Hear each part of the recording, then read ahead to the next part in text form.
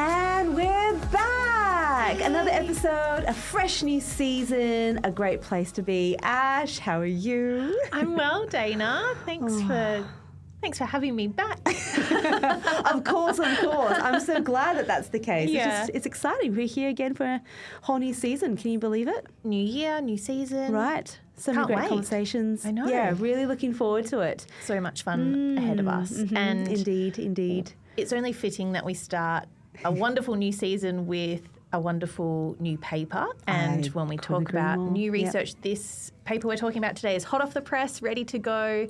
What a way to start. We have the wonderful Dr. Stacey Cleary joining us from the Murdoch Children's Research Institute in Melbourne. Hello, Stacey. How are you? Hello. Good morning.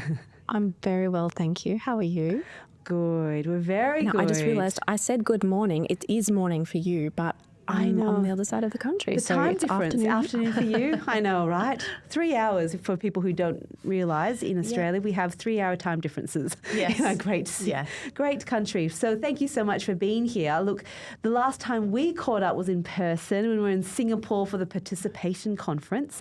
And I remember when we were having lunch that you were just on your laptop because you just received good news that a paper had been accepted. And it turns out it was this one that we're about to talk about. How cool is that? Right. Yeah, it was really nice timing. I mean, you've given me a grilling on it in Singapore, so it was really nice timing, and I'm excited to talk with you about it today. It'll be good to chat about for sure. Yeah. So, as Dana alluded to, this article was published late in 2024 in Developmental Medicine and Child Neurology, and it's titled Experiences of Participation in Daily Life of Adolescents and Young Adults with Cerebral Palsy, a Scoping Review. Beautiful.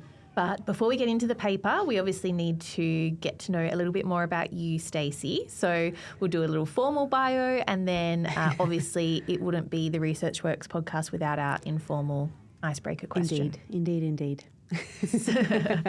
So Dr. Stacey Cleary is a physiotherapist and research fellow at the Murdoch Children's Research Institute, working within the CP Achieve Centre for Research Excellence. She earned her Bachelor of Physiotherapy with honours in 2008 and her PhD in 2016, both from La Trobe University. Stacey loves working alongside people with disabilities to support them in following their interests, growing their autonomy and enhancing their health and well-being, particularly through physical activity participation. Her research interests include the practicalities of physical activity participation for young people with disabilities, consumer involvement in research, and translation of research into clinical practice. I love everything about that. Yeah, me too.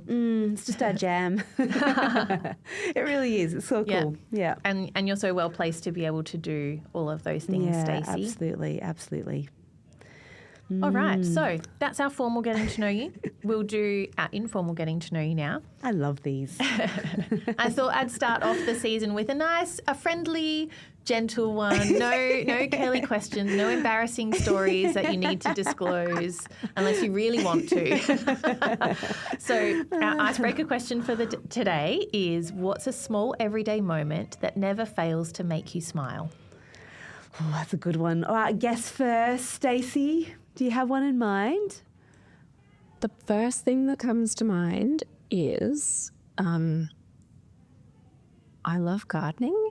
And so actually, look, not necessarily my garden, which I would say is a work in progress, but I love looking at the gardens every day and seeing, it sounds ridiculous, but I love the cycle of the seasons, and I love seeing, my favourite flower blooming on this street at this time of year and that one.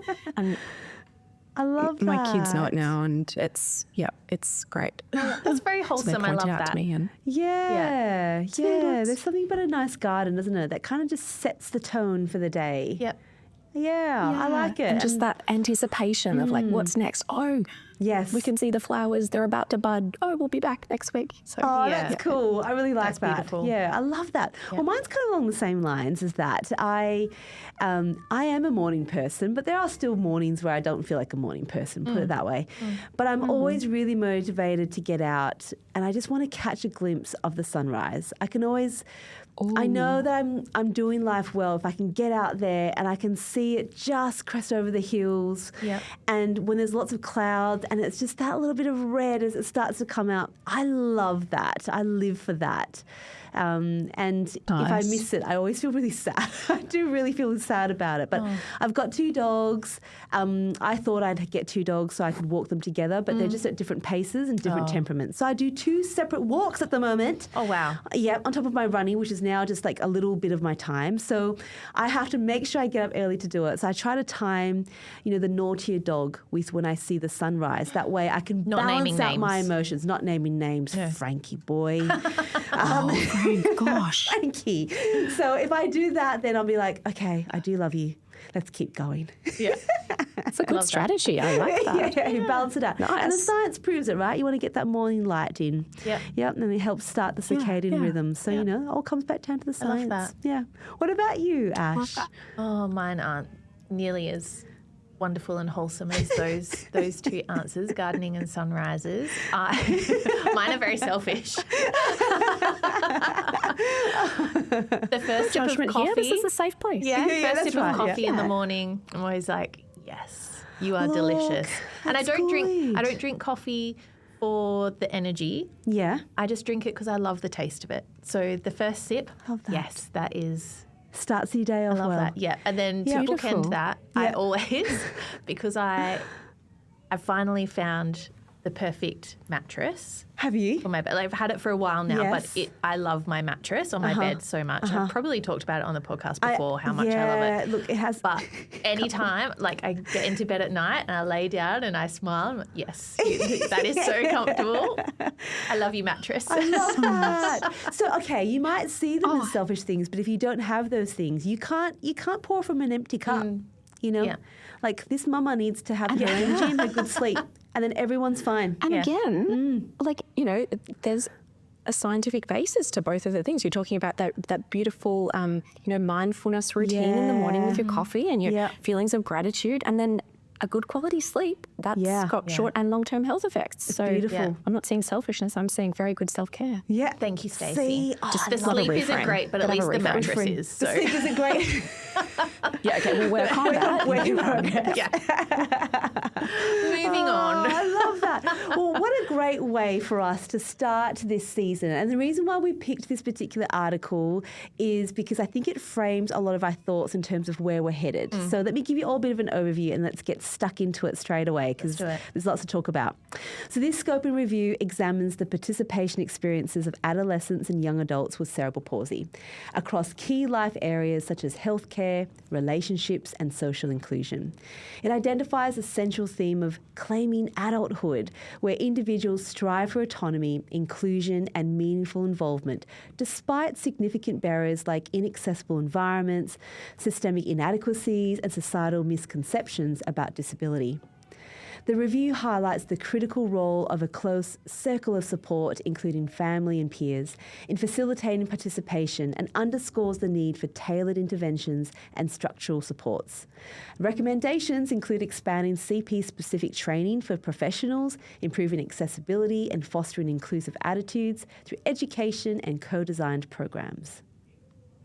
Don't know why I want to say it, but that just seems yummy to me. There's lots to talk about. Yeah. Food for thought. Lots of food for thought. Yeah, absolutely. But Stacey, let's set the scene a little bit to start with, I think, and talk about adolescence and young adulthood. Why is this period such an important part of a person's life? It's a huge transition point. It's so significant. It's the end of generally a really structured time in a person's life. Typically people are at school, they're living at home. The week is timetabled quite heavily. There's a lot of structure. And that movement, that transition into adulthood is about, it's about change. It's about exploring who you are, what you might want to do, thinking about how you might want to grow in autonomy. So, making more decisions for yourself. There's often that shift away from the family toward a peer group, which has probably started a bit in adolescence, but then, happens, I guess, a bit more throughout adulthood. Yeah. People are choosing whether they're doing further education, becoming more financially independent. Like, there is so much going on. Yeah. It's really huge, and it's a process of growth, and it takes time. So I think it's quite significant for everyone. But then I guess thinking about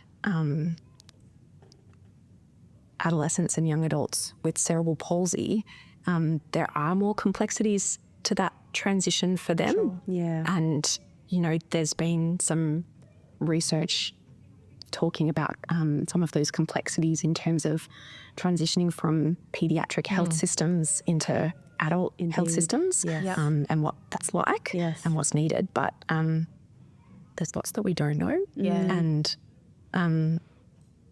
so you said earlier, I work at the Murdoch Children's Research Institute, which is correct.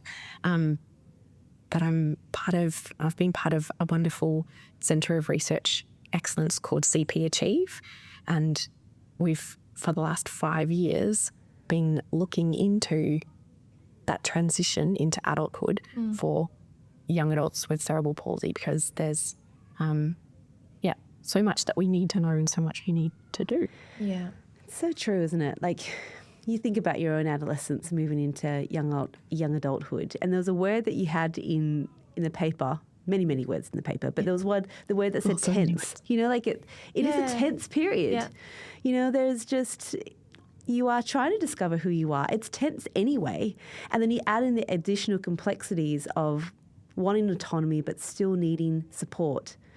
And all the other barriers that go with it. It really is huge. I mean, and for adolescents and young people with cerebral palsy, it's, the transitions are happening across all, like, their whole life. And I understand that that is true for all young people. But there's all these extra transitions that are happening for them as well. Like you said, a change in therapy providers, a change in healthcare providers. It's, and it's all the systemic changes as well as life changes, as well as all the emotional and social changes that happen. It's huge. Yeah, it really is. And I think that's why we always need to keep that in mind, because our children do grow up to become adults. And, there's things that we can be thinking about now that can maybe shape and influence what could happen then as well. So we all have a role to play in this. So let's talk about the big word here, which is participation. And we talk about it a lot. I mean, there's a conference just on participation, which I thought was fascinating and just so wonderful. And at the conference, we spoke a lot about what participation is. And it's not as simple as it sounds sometimes. But let's go into that a little bit more, because I think there's the components that are really important here to talk about and flesh out. So, Stacey, over to you. Like, why, basically, why is participation important, and what's included in participation?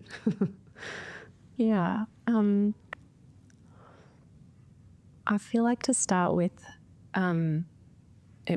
it's probably helpful for me to say, like, the way that I think about participation and the way that I frame my thoughts and what I say and do is probably predominantly based on the definitions and the language from the systematic review by Christine Imms. It's probably about 10 years old now, in developmental medicine and child neurology. So where they reviewed the language and the definitions used across research and tried to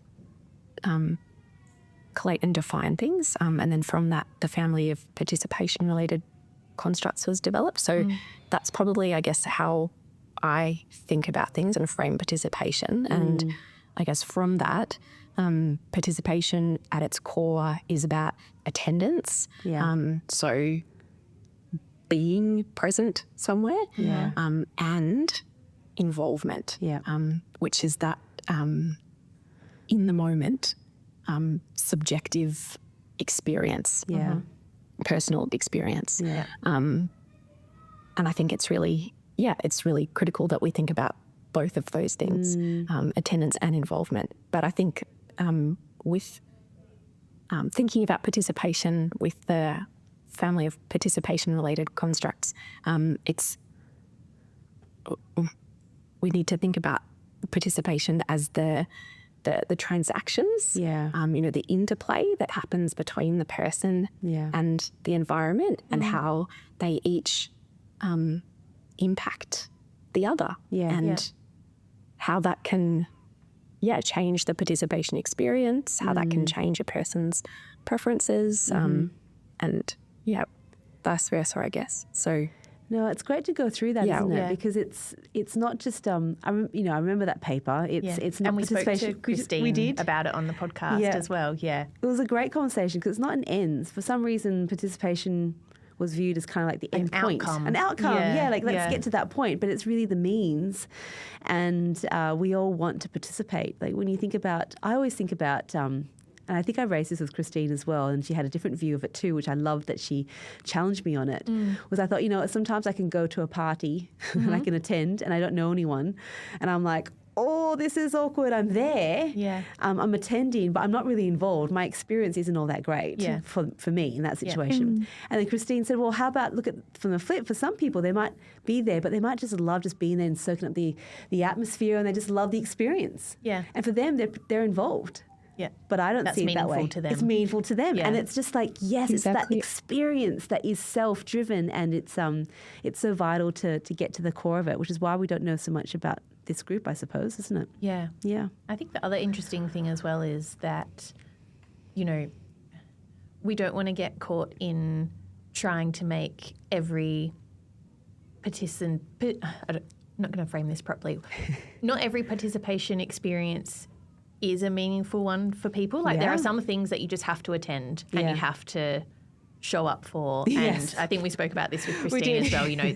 Some things are just part of life, and you just have to get it done. Just do it. It might not be something that you necessarily want to be involved in, but you're going to have to show up and tick that box. Yeah. And that's okay and too. It's but so it's true. Finding that balance. Yeah. It's such a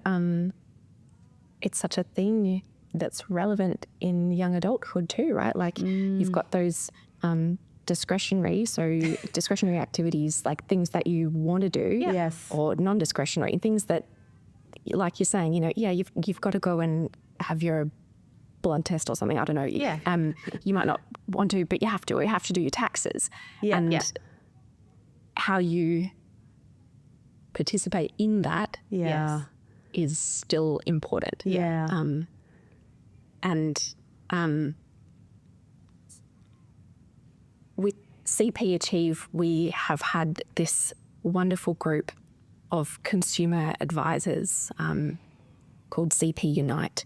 And at the very start of the CRE, and I wasn't at this meeting, it was a bit before I started, the advisory group worked with some of the chief investigators on CP Achieve to kind of talk about, okay, well, what are the life areas for young adults with CP that are part of life?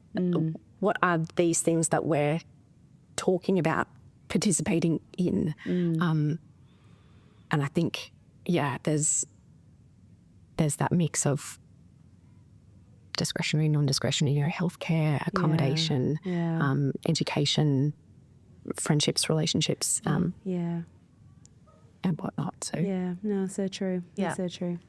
I think that's a beautiful setup of the background and the context for this paper, Stacey. Can you just explain to us why you chose to conduct this research as a scoping review? What was your aim? What were you hoping to get out of it? Yeah. So I guess the advisory group and the researchers, the young adults wanted to know more about the experiences of participation of other young adults with CP across day-to-day life. We've got some information about participation in adult healthcare situations, but not a lot in everyday life. And so that was something that the advisory group were particularly interested in. And so I guess, research-wise then we really needed to identify, we wanted to identify what kinds of research actually existed that talked about young adults with CP participating.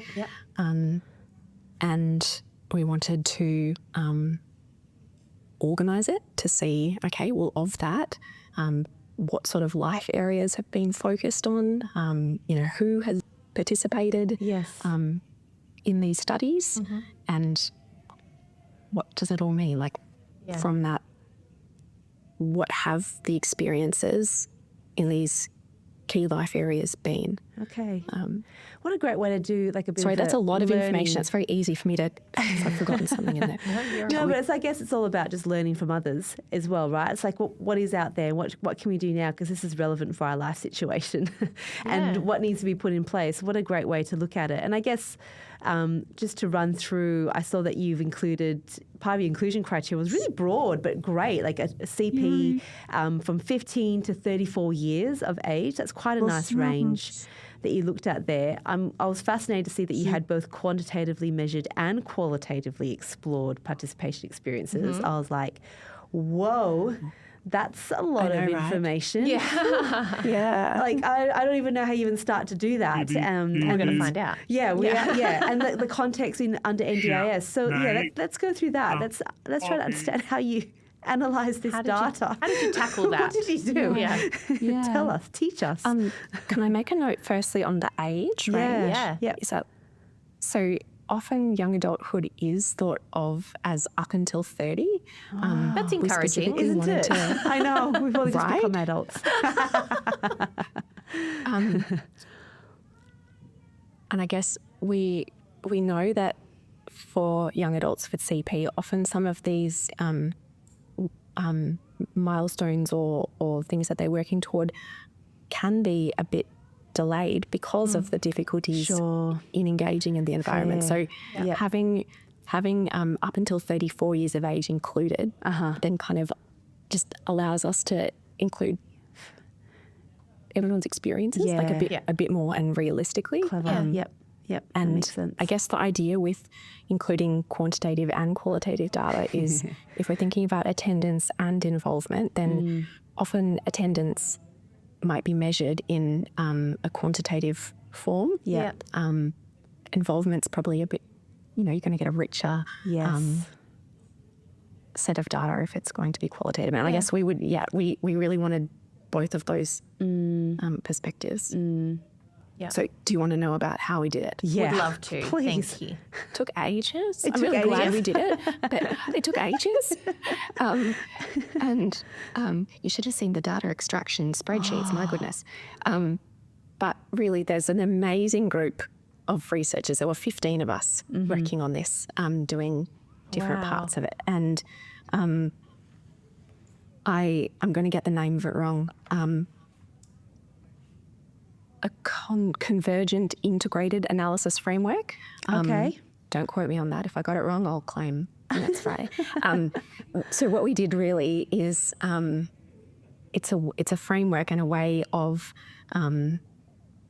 merging the two types of data so that they can be reviewed together. So essentially we summarised qualitatively the quantitative outcomes, and then they were all grouped with the qualitative data, and then we went through a process of thematic analysis to then develop Jeepers, that's clever. themes. And Never done that before. That's huge. Yeah. And can you just say that name one more time for everyone who's frantically writing it down so that they can... oh my gosh, I'm going to check. I'm going to open that if you're saying that. Because can you imagine? Everyone's Googling this made-up term.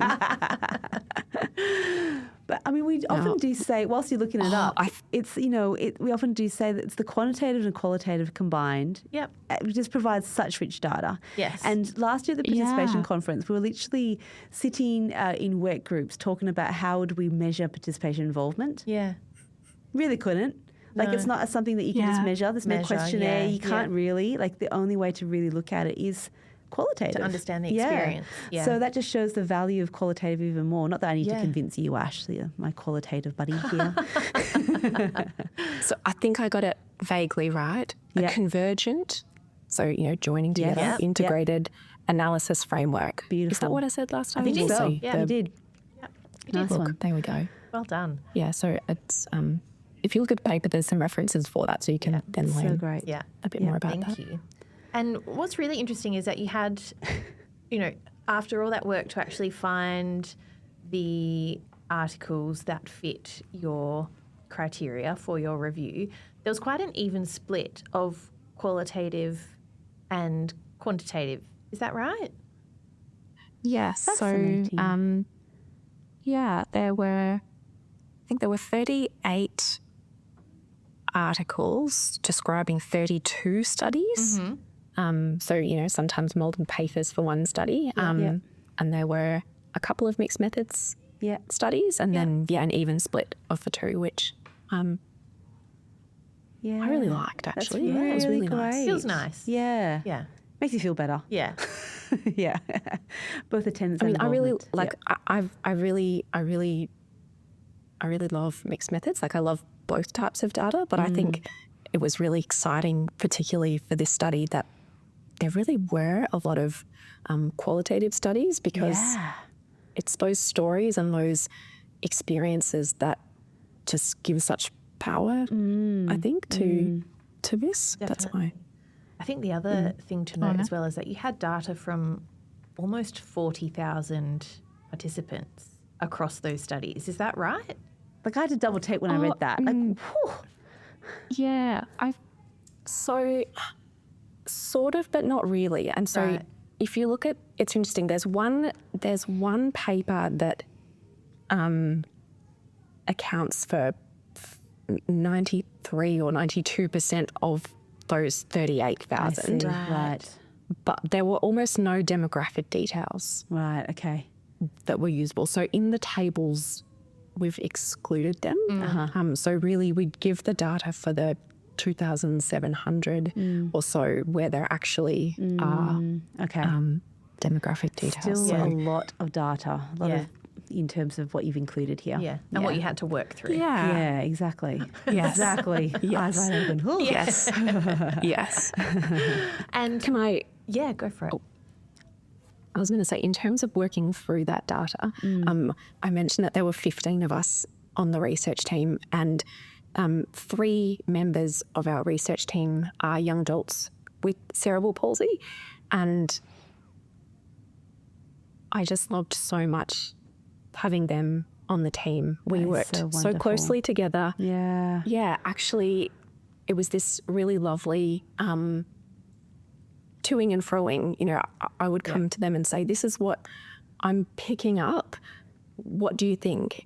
And they would say, okay, yes, yes with that. And have you looked at the data also in relation to this? Because we think they're linked. Or can you check this? And it was, we've all got greater confidence in the findings because, I mean, I don't have CP. I've got good research knowledge, but I don't have CP, and they do. And, the two things together were just... Yeah. Gosh, that's incredible. I really like that. Amazing. Great thing to point out. Yeah.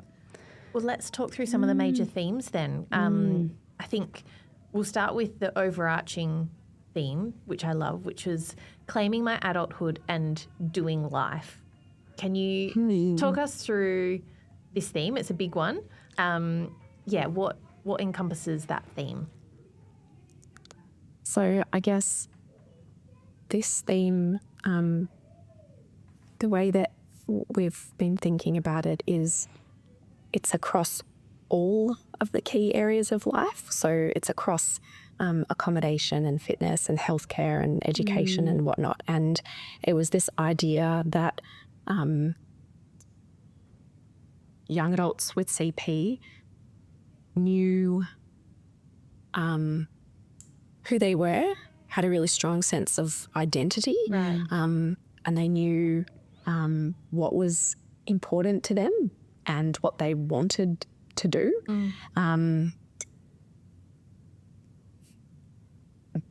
There was a lot of talk about hopes for the future. Hopes for how they wanted to be involved and supported. And I guess that's really important and part of it. But then there's this flip side of they had to work so hard to get that and to advocate for themselves.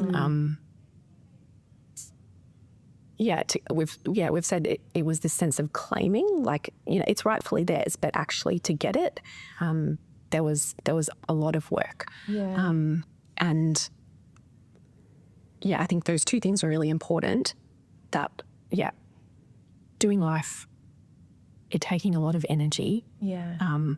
But just participating alongside their peers as being really important. And sorry, that was a half-formed sentence. But I guess alongside that,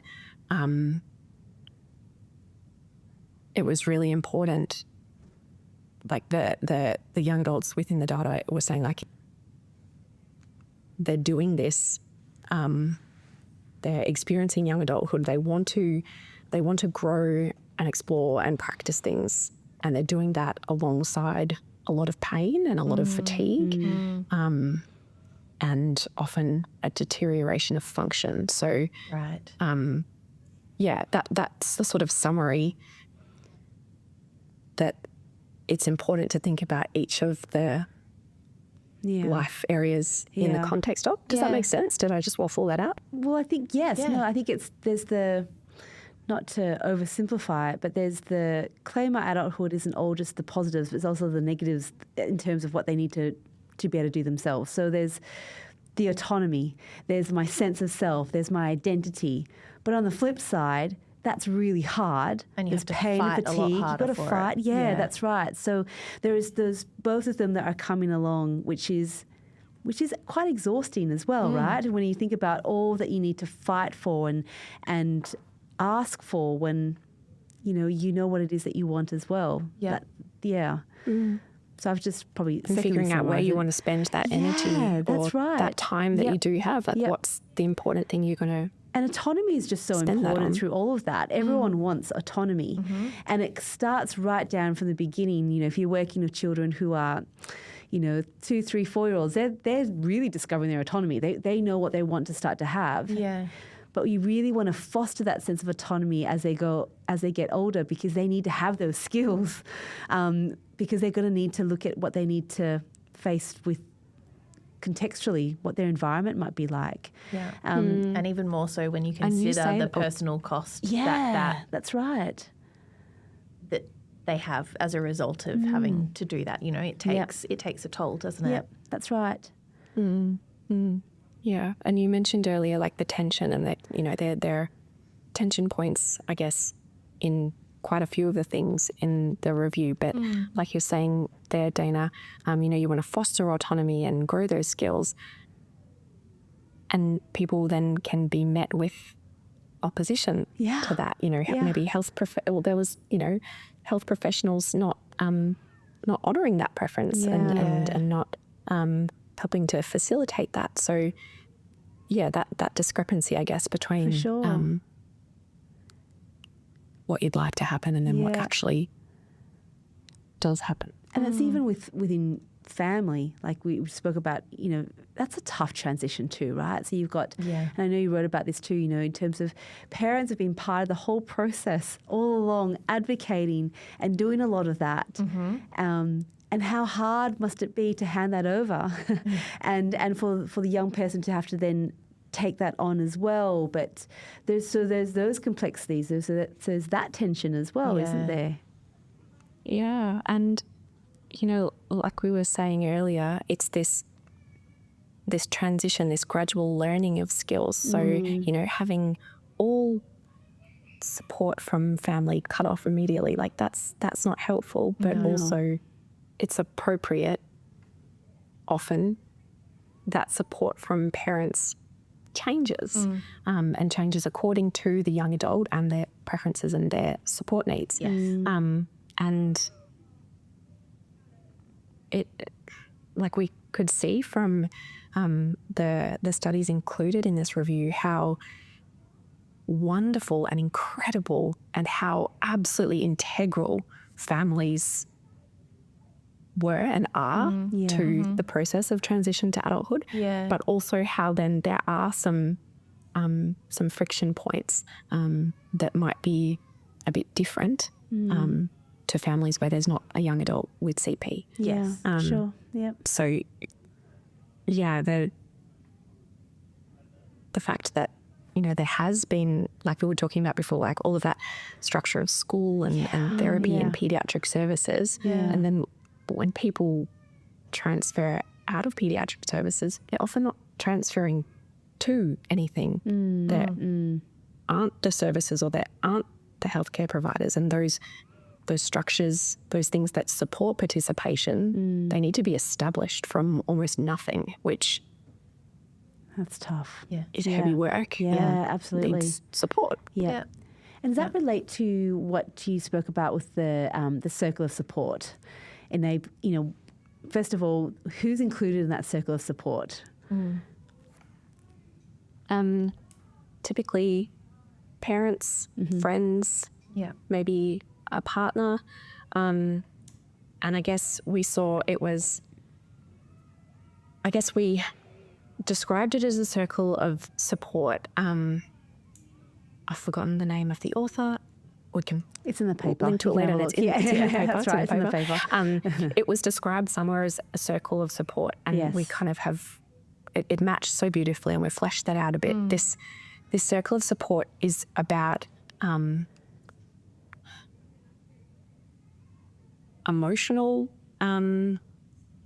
support and providing that strong emotional foundation,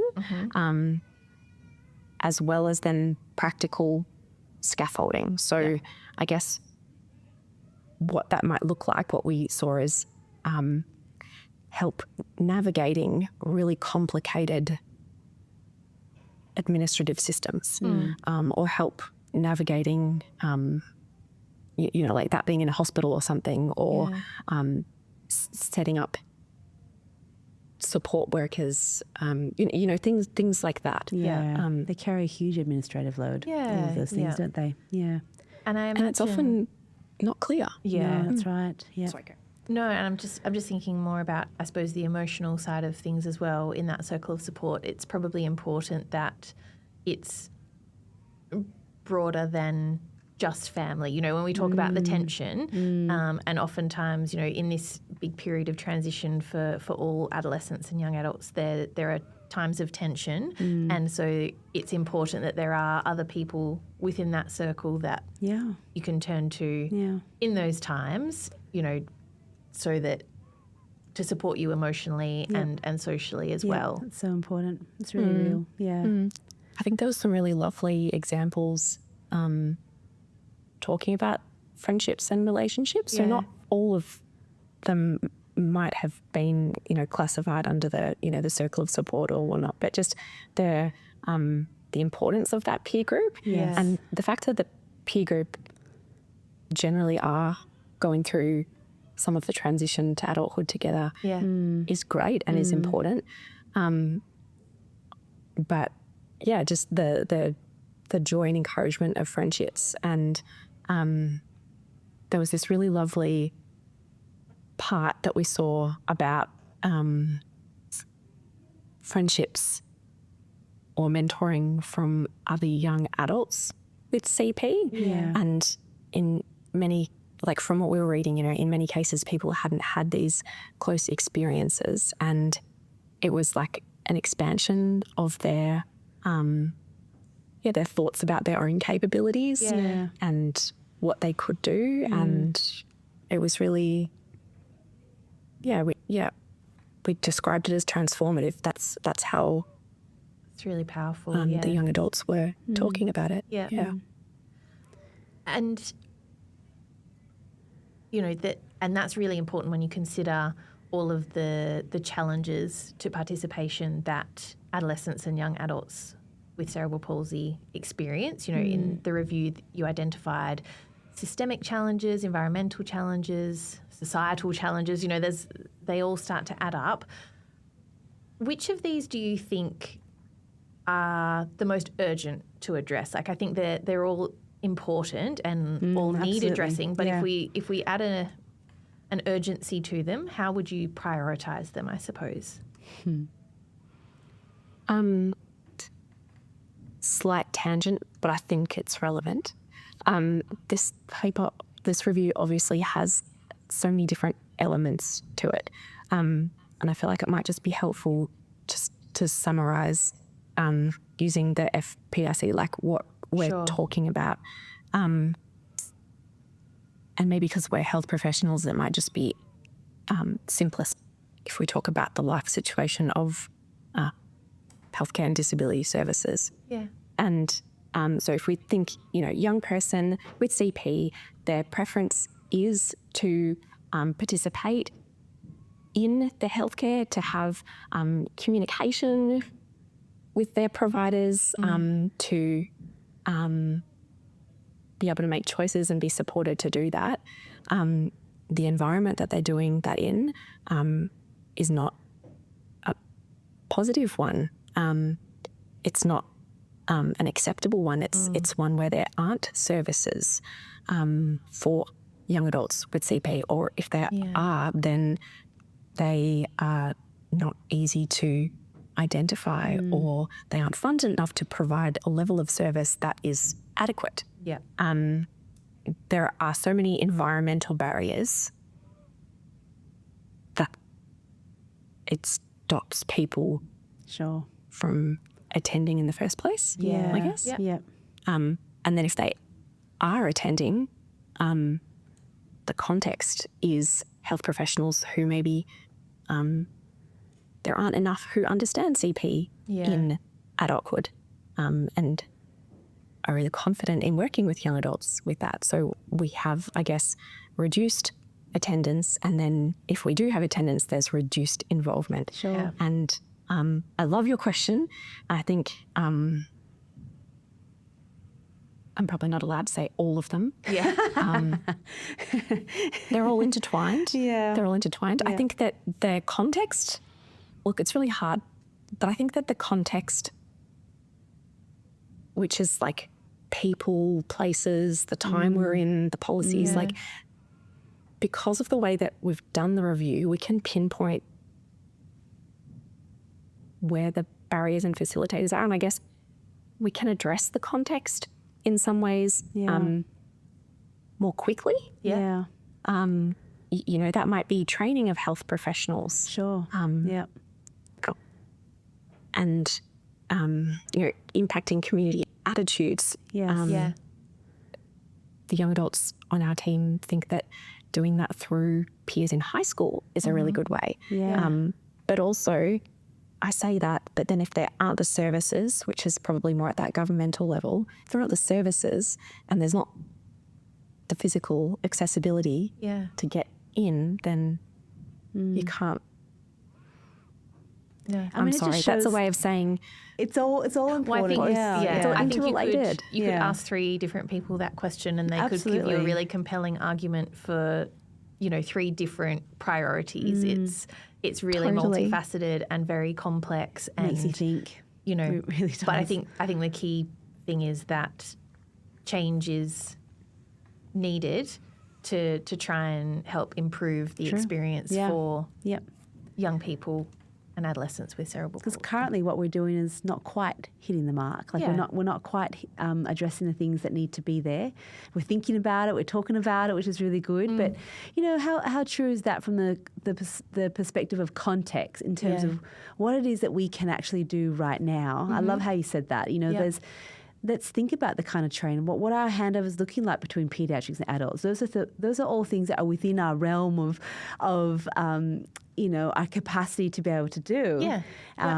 Support workers, or the peer mentorship. Those are programs that could be put into place that could raise awareness. That could then really be great advocacy for environmental changes. It's the things to think about. But what you've said there is so empowering, because me as a therapist, me as a person, this community, can really think about what we can all do right now for the people that we have here, but we can also then think for the future. So agreed. Yeah. Tricky question, but it's a good one, because I think there's a lot of parts we can think about here. Yeah. Definitely. So, Stacey, there's so much to this paper, obviously, but what would your advice be? Your current advice or strategies that you could share with families or young people, young adults with cerebral palsy who are facing challenges in participation. What could a practical next step be for them? So I think that the answer I'll give is based on the data from the included studies, but also the wonderful young adults with CP who I work with in research and clinically. And I think they have said that the most important thing for them is learning, and couldn't get the wording of this wrong, but really growing in their autonomy and really being, focus is the wrong word, but they're the ones in control. They're the ones who get the choice in what they want to participate in and how they would like to participate, what is important for them. And sometimes that can be really difficult when working with healthcare providers or service providers who, and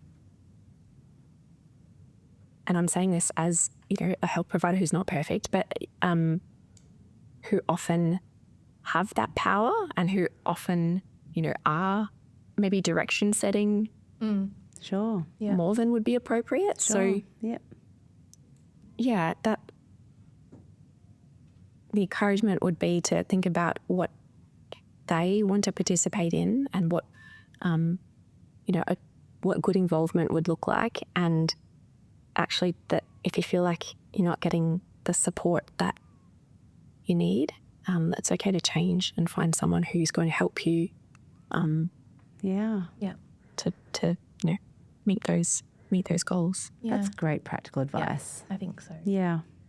And Stacey, are there any resources that you would recommend that therapists and educators might familiarise themselves with that they can then pass on to young people to promote participation and inclusion? There are a few that are popping up, which is really encouraging. You might know about this one. I really love the My CP Guide website. It's a bit of a treasure trove, and it's great because the information is really good quality. It's aligned with the Australian and New Zealand cerebral palsy strategy, which has metrics around participation, and they've got a growing library of resources focused on young adulthood and different key life areas. That's great. So I think that's a really helpful resource. I think health professionals can learn things from it, and it can be really useful for young adults and their families. I also really like the website and the organisation UP, which is the Adult Cerebral Palsy Movement, UK-based organisation. They have some wonderful, again, resources on their page and some great tips and some, helpful things to look at. And I feel like for the moment that's probably on my mind. That's great though. Two really reliable sources. Yeah, great place to start. And lots to work through within those, I think, as well. You know, like there's, like you said, it's a real treasure trove of... Nice way to describe it, resources and, a good starting point. There are things coming out as well. So, you know, there are GP fact sheets on cerebral palsy. Wonderful. And, great. Yeah. Amazing. Yeah, well, keep us up to date with that, and we'll pop links of that onto our website as well so people can find it more easily. Yeah. Yeah. So, Stacey, where to from here? You know, how do you hope this paper will impact the lives of young adults and adolescents with cerebral palsy and beyond that, you know, paediatric neurodisability? What's next for you and this work? I guess I really hope that if clinicians or researchers are reading this, that they come away with that, with that understanding that young adults with CP want to get involved, they want to participate, they want to be the drivers of their lives, and that we can have the privilege of working alongside them to support that. Yeah. And I'm a physio. The default, I think, is or has been body structure and function and activity related things. And, it's a shift to think about participation as the starting point. And I guess, I would just hope that that's something that... I love that. There's more and more of. Yeah. Yep. That's so good. I'm excited for that. Yeah. Well, Stacey, thank you for going through that paper with us, your paper with us. It was really just great just to talk through all the different elements of it. There's lots to break down. But we're not done yet, of course. We do need to make sure that Ed gets his debut back into the season. So here we go. Let's go to Tell It to Ed. Ed is our producer. He doesn't have a background in child health, but he has been listening now to many, many episodes and seasons we have been going for now. So he does come up with some good questions from time to time, but he still is very sure he doesn't have a background in child health.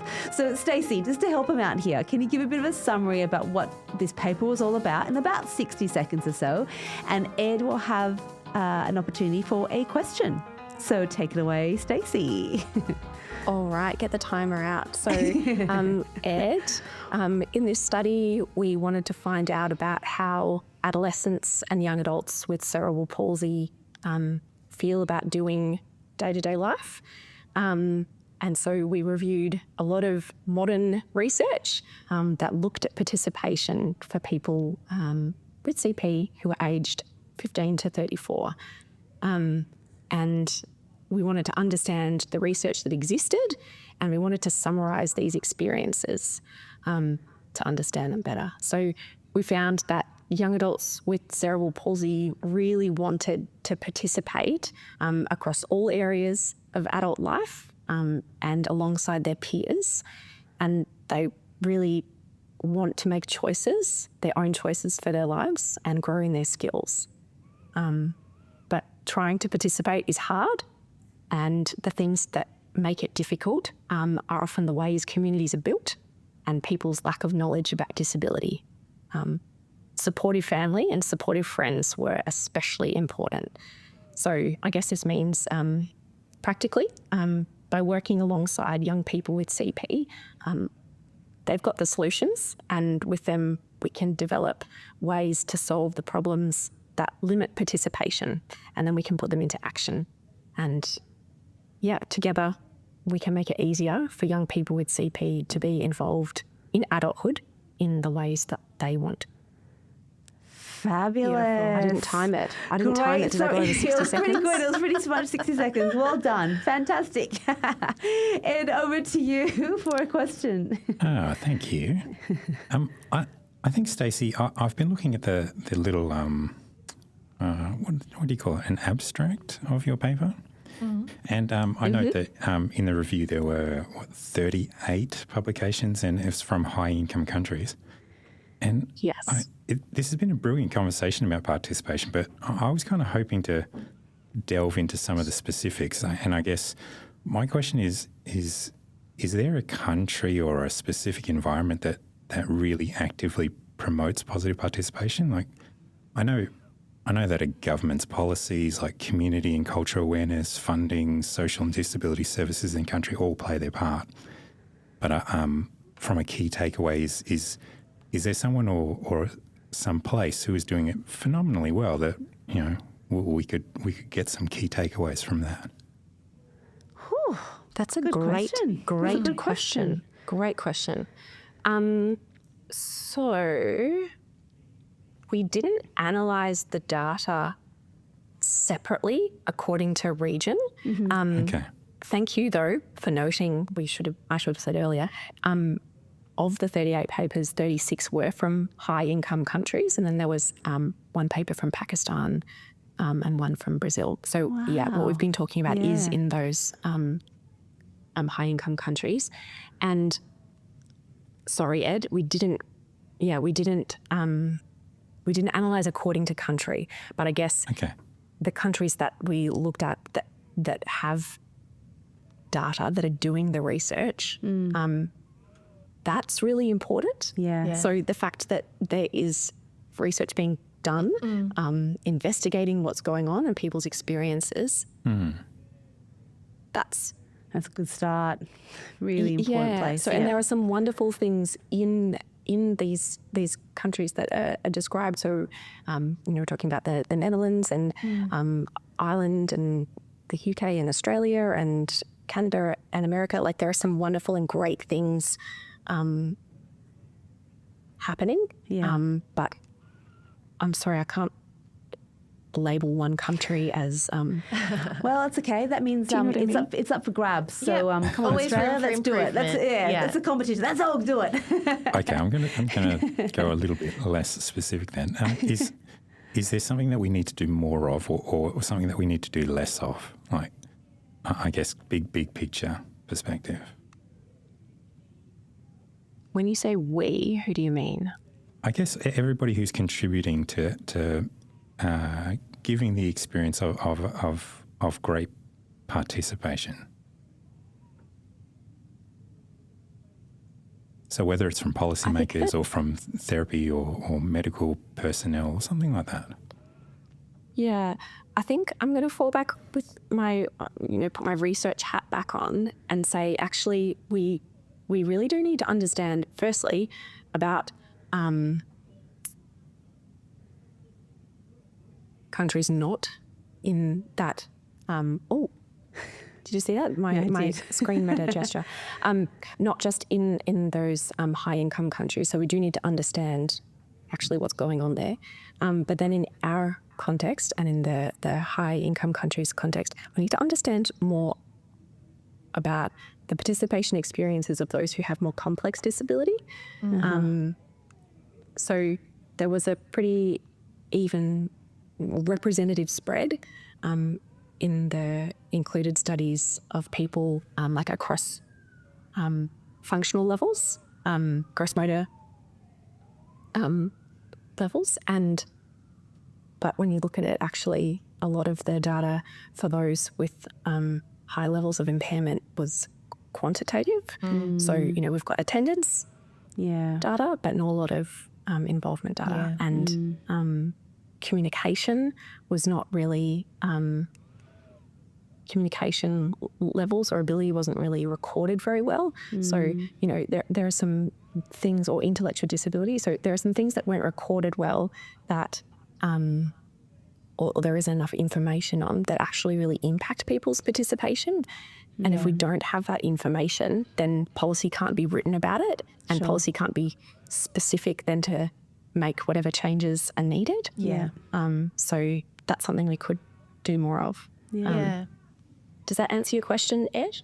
I think it does. Yeah. Thank you. I think in a roundabout sort of a way. Yeah, for sure. I think as well, when we're talking about if you were to put something up as a gold standard of participation, a country that is doing participation, in inverted commas, really well, there's always still work to be done to apply that within a local context. Absolutely. Right? Like it's not just a matter of a copy and paste. That's right. Every country is different. Every situation is different. Every participation experience is different. So it's taking the time to work out what that looks like within the context of the individual, but then also, where they are in the world as well. Yep.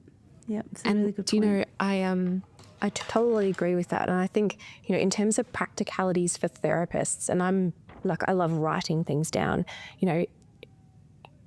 if therapists are needing to plan out or figure out some sort of participation related issue, get out the FPRC and map out your context. What does it look like? What's going on there that is working or not working, or, map out the environment, because that context, the close proximity is going to be different for every Such a good point. I love that. environment, isn't it? So what a great framework to use practically as you're having those discussions. I love it. That's great. Well, thank you, Stacey. It was so wonderful to talk to you about something that's just so important, and it really frames a lot of what we want to be doing through our research and through our clinical work as well. So thank you for your time. And we'll put links to the paper on our website, researchworks.net. And of course, there's a CPD form there you can fill out as well if you want to keep this as part of a record of your CPD requirements. But my goodness, thank you for the first episode of the season. Thanks for having me. It's been lovely chatting with you. Good. We hope you had fun. Yeah. And to all of our listeners, we'll talk to you all again really soon. So many more episodes to come, so stay tuned. Bye. Thanks.